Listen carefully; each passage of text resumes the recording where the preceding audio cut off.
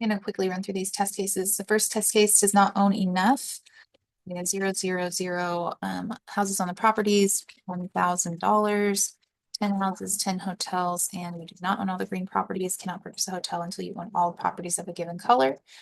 Next, 4, 0 for property for houses on the properties, and we have 100, 15 houses available, 10 hotels, and yes, you do not have sufficient funds.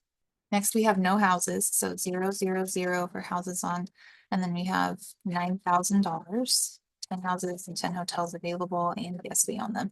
And I did calculate that number, that is accurate. Then we have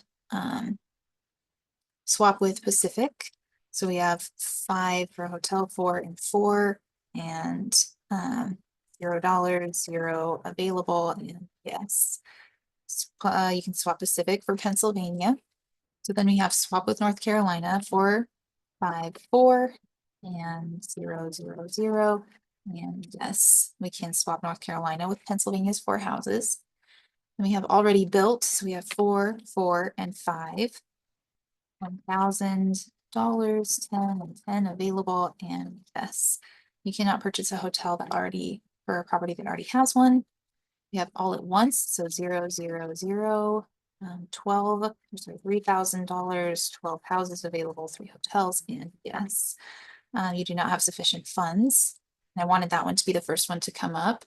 And then for our last one, house and hotels, then we have 3, 3, 3, and then we have $5,000 and 3 houses available, 1 hotel, and yes. And I did calculate that number as well, and it is accurate.